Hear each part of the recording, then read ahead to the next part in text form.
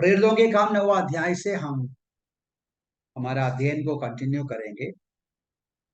पिछले बार जब हम अध्ययन कर रहे थे, मेरी आशा है आपके स्मरण में है, हमने ये देखा कि शाऊल का उद्धार पाने के बाद किस प्रकार का रूपांतर हुआ। What are the changes that took place in the life of Saul soon after conversion? 5 बातें हमने देखा था और 5वां मुद्दा मैंने एक्सप्लेन नहीं किया बराबर, उसको मैं थोड़ा सा टच करूं। लेकिन वो 5 बातें क्या क्या है। नंबर 1, उनके अंदर बदलावट आया। किस क्षेत्र में, किस बात में? आज्ञाकारिता के संबंध, ओबीडियंस। हम देखते हैं किस प्रकार he was committed to obey the words of Christ और वॉइस ऑफ द लॉर्ड। उनका प्रार्थना का जीवन में भी बदलावट आया, प्रेयर लाइफ। नंबर 3, उनका प्रभु मसीह के लोगों के साथ का संगति में बदलावट आया।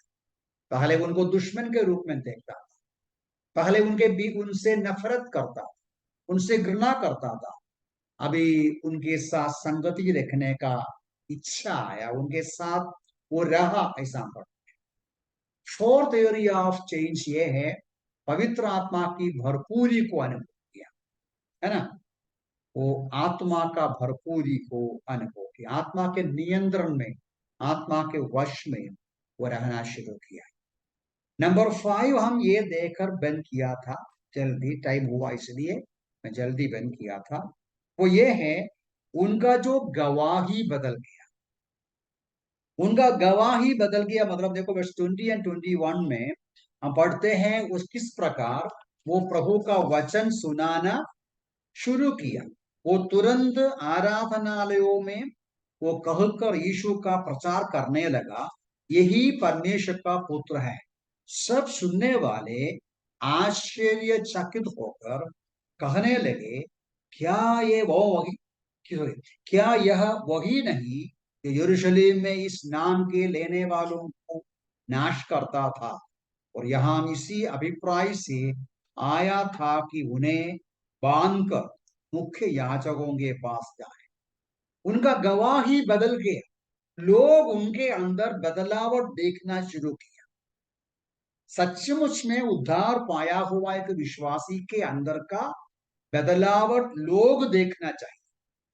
अब यहां उनका गवाही का बदलावट का 2 एस्पेक्ट है।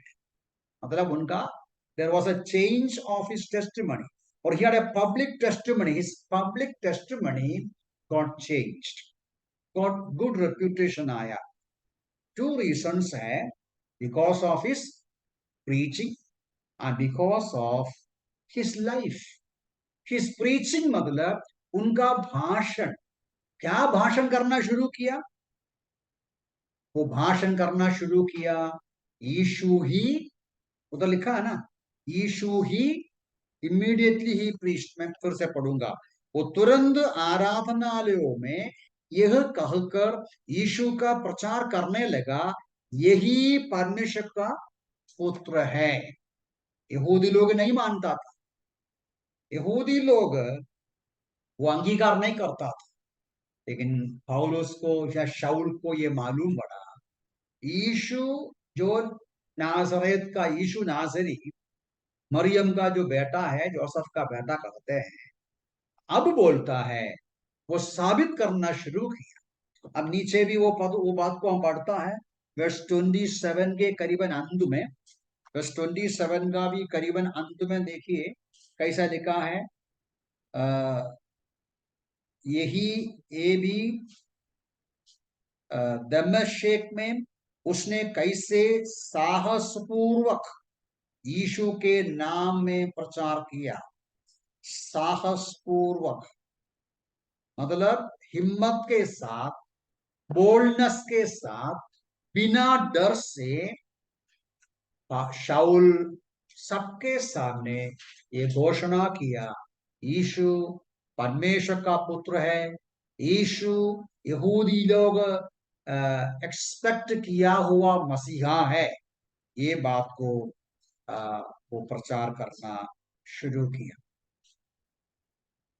और तो इस प्रकार पढ़ते हैं उनका जो प्रचार, उनका जो गवाही जो है, किस प्रकार लोगों के अंदर उनका उनके उनके संबंध में गवाही को बदलने के लिए कारण हो। जिसने यीशु के लोगों को सताया, वो यीशु का प्रचार करते। इधर मैं दो तीन बातें और कहना चाहता हूं। उसका 15 और 17 पद को भी देखिए, वर्स 15 एंड 17 को भी देखिए। मैं पढ़ूंगा आपके लिए। उधर लिखा है, परंतु प्रभु ने उसे कहा, चला जा, क्योंकि वो तो गौरहूदियों, राजाओं और इसराइलियों के सामने मेरा नाम प्रकट करने के लिए मेरा चुना हुआ पात्र है। परमेश्वर अनन्या को बता रहा है। जब अनन्या को परमेश्वर ने बोला तुम जाकर शाऊल को मिलो, फलाना घर में है, तो अनन्या ने मना किया, बोला नहीं नहीं वो बहुत आतंकवादी है, उनके पास मैं नहीं जा सकता है। तो परमेश्वर ने क्या बोला, वर्स 17 में, नहीं 15 में, बोला कि मैंने उसको चुना है अन्य जातियों के सामने, राजाओं और इसराइलियों के सामने मेरा नाम का प्रकट करने के लिए मैं उसको चुना है। चुना हुआ मेरा पात्र है वो।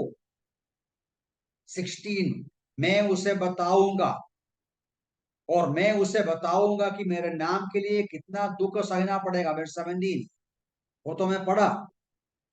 तो इस प्रकार परमेश्वर अनन्या को क्या बताया, शाऊल को मैंने चुना है क्या करने को, मेरा नाम का प्रचार करने को मैं चुना है। यही बात नीचे शाऊल के पास जाकर अनन्या बोलता भी है। अब देखो 17 का अंत देखो, अंत नहीं बीच में से देखो, भाई शाऊल, प्रभु यीशु जिसने तुझे उस मार्ग पर जिससे तू आ रहा था दर्शन दिया, उसी ने मुझे तेरे पास भेजा है कि तू फिर देखने लगे और पवित्र आत्मा से परिपूर्ण हो जाए। तो मेरा कहने का मतलब ये है, यहां ये जो शाऊल का प्रचार दो दो एंगल में देखना है। शाऊल उद्धार पाया, तुरंत प्रचार करना शुरू किया। शाऊल का जो प्रचार है दो एंगल में, दो दृष्टिकोण में देखना है। एक बात यह है कि परमेश्वर ने शाऊल को उद्धार किया या बचाया, उनको पकड़ा, पकड़ते ही उनको एक जिम्मेदारी भी सौंपा, कमीशन किया। किस बात का, अन्य जातियों के बीच में जाकर प्रचार कर। तो यहां हम देखते हैं 15 and 17, God commissioned Saul of Tarsus as a special apostle to the Gentiles। ये भी बराबर समझना चाहिए। शाऊल को अन्य जातियों के बीच में एक प्रेरित के रूप में, अपोस्टल के रूप में परमेश्वर ने चुना, कमीशन किया, नियुक्त किया। ये बात परमेश्वर ने, प्रभु ने अनन्या को बताया और अनन्या जाकर इस बात शाऊल को बताया। तो कहने का मतलब, शाऊल को बताओ तो लिखा नहीं, लेकिन परमेश्वर ने अनन्या को समझाया, मेरे लिए चुना हुआ एक पात्र है। तो मेरा कहने का मतलब ये है, शाऊल का प्रचार के पीछे एक कारण ये है, जरूर शाऊल का एंटायर लाइफ एंड मिनिस्ट्री आप देखेगा तो वो बाद में वो पॉल नाम में, he was known as Paul.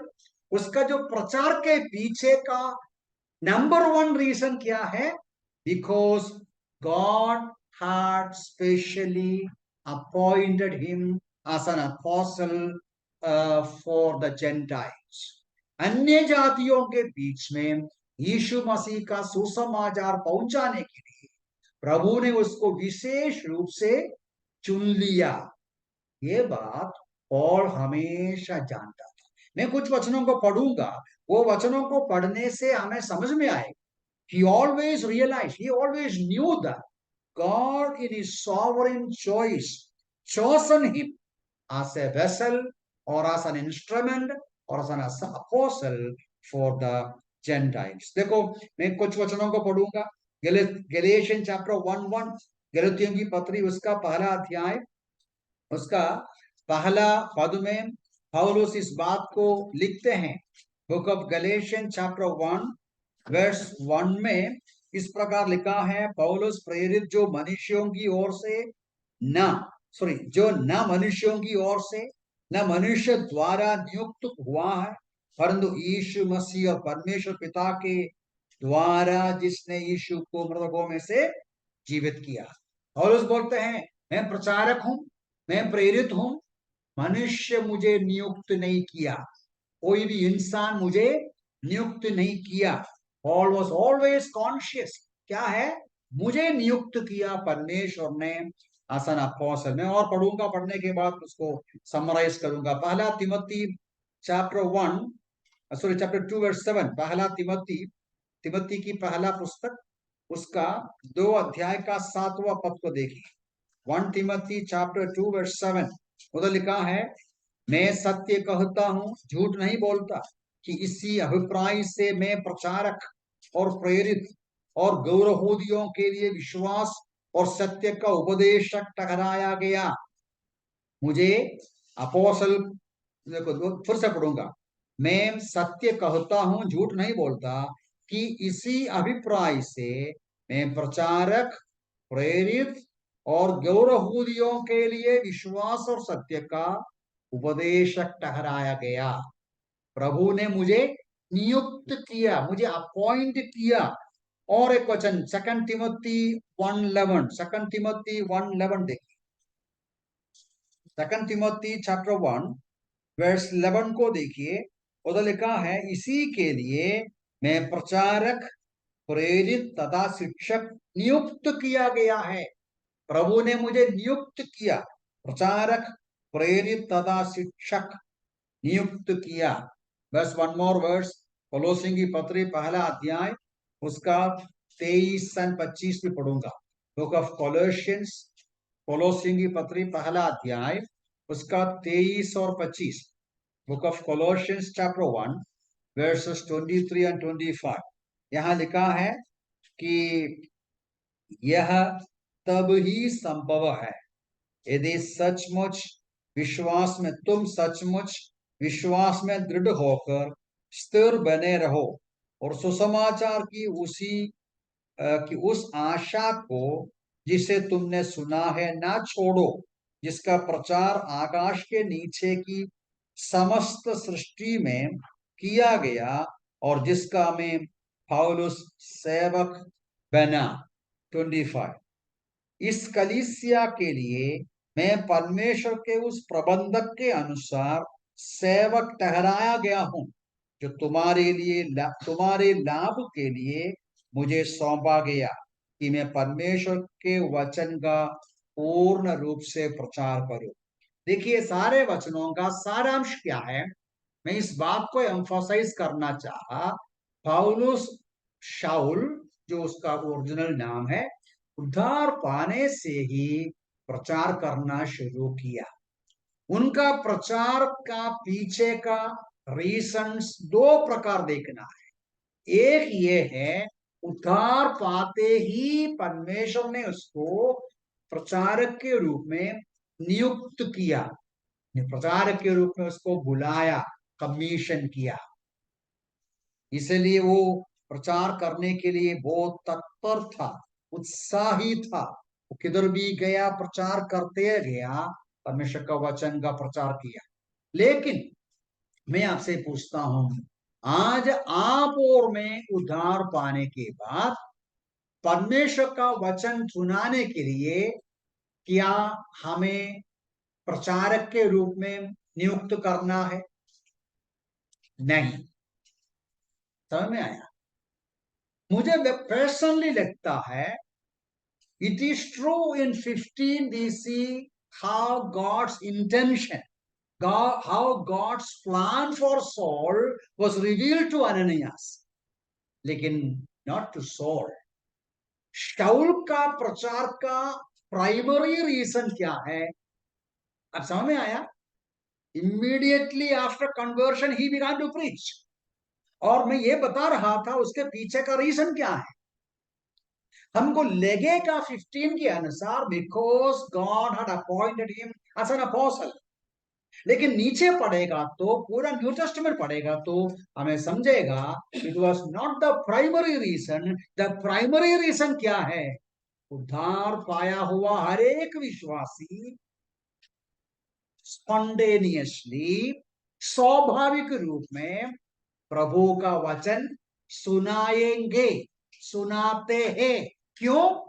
वो आश्चर्यचकित होते हैं। जैसा मैं जैसा सबसे बेकार पापी इंसान को प्रभु ने बचाया। ये कैसा सौभाग्य है, ये कैसा परिवर्तन है, ये कैसा प्रेम है, ये कैसा करुणा है, ये कैसा दया है। मैं जिसको सताया वो मेरे ऊपर दया किया, मैंने जिसको मार डाला, मैंने जिसको नफरत किया वो मुझे प्रेम किया, वो मेरे से दया किया। ये जो सेंस ऑफ वंडर के साथ एक प्रभु का एक विश्वासी इमीडिएटली आफ्टर कन्वर्शन अपनी गवाही देता है। मेरा जीवन ऐसा था, प्रभु ने बदल डाला। तो विश्वासी गवाही देना, विटनेस करना या प्रभु की साक्षी देना, ये स्वाभाविक रूप में होना जरूरी है। It should be a spontaneous, natural, normal response to salvation. समझ में आया? तो मैं इसलिए बता रहा था कि soon after conversion Saul began to preach। उसके पीछे दो बातें हैं, उसको दो एंगल से देखना है।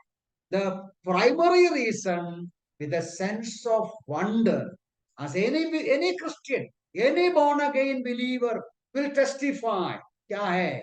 प्रभु ने मेरे ऊपर करुणा किया, प्रभु ने मेरा उद्धार किया। ये एक विश्वासी हर विश्वासी का। पत्रस की पहली पत्री आप सब जानते हैं, मैं पढ़ूंगा। पत्रस की पहली पत्री 1 पीटर चैप्टर 2:9 हम सब जानते हैं। वो वचन में क्या लिखा है? 1 पीटर चैप्टर 2:9, परंतु मैं तुम एक चुना हुआ वंश, राजकीय याजकों का समाज, एक पवित्र प्रजा और परमेश्वर की निज संपत्ति हो, जिससे तुम उसके महान गुणों को प्रकट करो, जिसने तुम्हें अंधकार से अपनी अद्भुत ज्योति में बुलाया।